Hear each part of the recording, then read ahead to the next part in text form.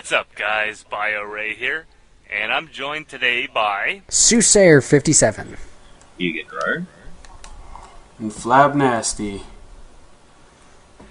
and today we're just gonna sit here and bullshit about some gaming. I'm pretty sure you all like gaming, right? That's why you're here.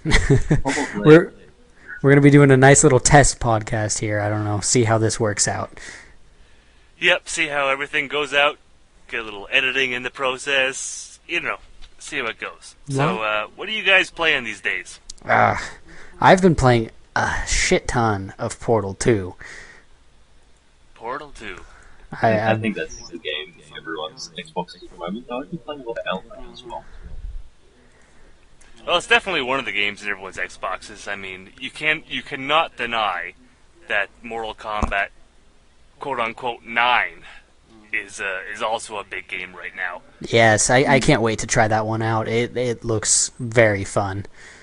This is true, and I would be playing it if I could, but well. But with Portal 2, I think I've beaten it on the PC once and co-op on the PC, and then I've beaten it on the Xbox about 3 times. So I'm having lots of fun with that. And well, let's pause right there for a second. You're a prime example right now of a cross-platform gamer, if you will. With all the flame wars out there, I know I don't mean to offend anyone right now, but with the PS3 being out, you can't really count that at the moment. But so you being between the Xbox 360 and the PC, what are your opinions of Portal 2 between both the platforms? I have to say I like co-op on the Xbox a little bit better, based on its better voice and more people have voice, so you don't have to use the shitty in-game text chat, which makes it really hard to communicate portals.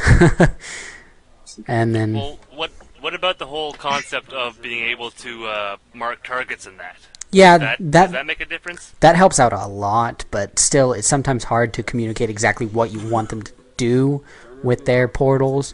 I mean, because you can tell them where to place them all you want, but it's hard for them to figure out what exactly to do, like with momentum and everything new that's been added. No, that totally makes sense. Any of you other guys played Portal 2 yet? Almost 100% of it for 360, but I didn't have it on counting for PC. So. Right. What about you, Nasty? Yes. Yes, I have played it. It's pretty fun. I like it. Especially on 360. You like it? Oh, yes, I love it. Shit. Puzzle games. Yeah, no, I love puzzle games too. Don't get me wrong. Yeah. What are your your overall mind. opinions of it, though? Give me something. It's challenging, very challenging. Unlike most puzzle games, it's simple. You actually have to look around, look at everything, and use your mind to figure out the puzzles. Cause I like a good challenge, Yes. and how it's displayed and how it's like thought out. Like after you finish the puzzle, you be like, oh, that's how you do the puzzle, and you do it, and you get this really good sense of accomplishment. Now, Yes, Valve does a very good job of balancing it to where it's hard to figure out, but when you figure it out, you don't feel stupid, you feel smart. exactly. But is that a problem with puzzle games nowadays, though? I mean, hold on a second. Yeah, go ahead. Is it that once you finish the game, there's nothing more to it? There's not much replay in Portal 2, and that's got to be my biggest problem with it. The only replay I really had on the Xbox was just to go back and get the rest of the achievements and then listen to the developer commentary, which was lots of fun. Well, Right, so that's a bit extra. Yeah, but do you guys think there's actually a future for puzzle games? On The, console or PC, doesn't matter. Well, I think it's like there's not enough puzzle games, but thankfully, like Portal 2, thankfully they're coming out with DLC for it like this summer, from what I've heard. So, with the whole rise of having DLC and everything, I don't think puzzle games are just going to be over and done with. Because like with Portal 1, they came out with Still Alive, And then they announced, hey, Portal 2 is coming out. And then people started, freaking out about that. So, I don't think puzzle games, there's not many of them out there. But if there were puzzle games, I don't think it would, be over and done with after you beat the main game or whatever you want to call it, the main campaign or whatever. As long as, since there's DLC and stuff coming out.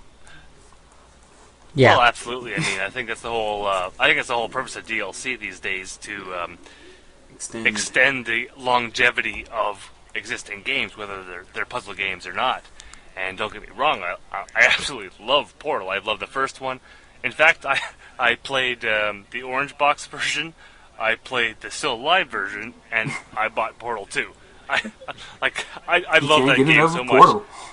I really cannot get enough of Portal. I've been a puzzle game enthusiast since the first time. I don't know if you guys have ever played this game or heard of it even, but if you know of the game called Myst, it's spelled M-Y-S-T. Anyone? I have a copy of that sitting right next to me right now. Oh, that's fantastic. That is the game that made me fall in love with puzzle games. And ever since then, it's just been one after another. I've played as many as I possibly can. But that's always been a problem for me. It's always been the problem of longevity. But with the recent trend of DLCs for games, I shouldn't say exactly recent, but with the development of DLC for games such as that, it definitely adds a little bit more to the game, and that's the whole reason I bought the Still Alive version of the game, because it offered a whole new set of chambers for me.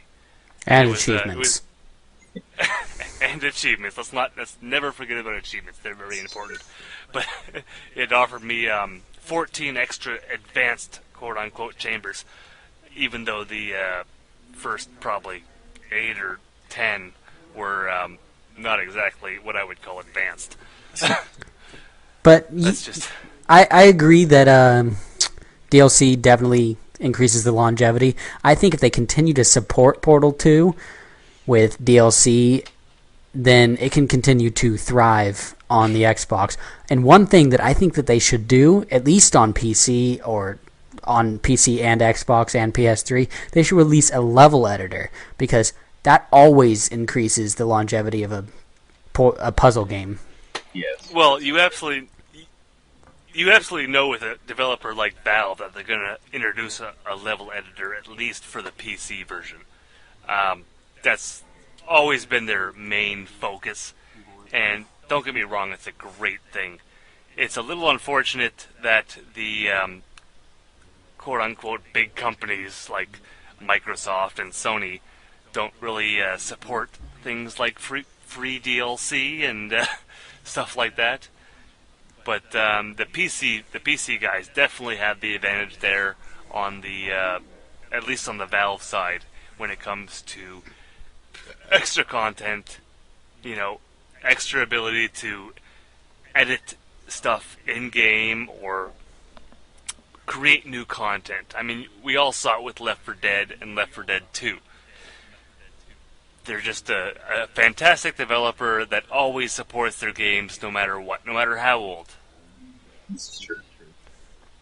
Yeah, we saw it with Team Fortress 2. They're still getting updates. They just recently got the engineer update, I believe, a little while ago. I should say that, sorry to interrupt, but it does look like Sony is half going that way with Steamworks, because it seems as if that they'll be allowing Valve free reign over that section of their setup. The unfortunate thing is that we can't actually see what possibilities will be happening until they fix the PSN. Yes, actually, I got my PC copy via a PS3 copy of the game, so I got the free PC copy of that. And how's that working out for you? Well, I haven't. I played it on PS3 the first day before PSN went down, and it works out really well. Like, the cross-platform co-op is pretty awesome. Well, no, that would be actually great. It was a great idea. But bad timing. Bad timing.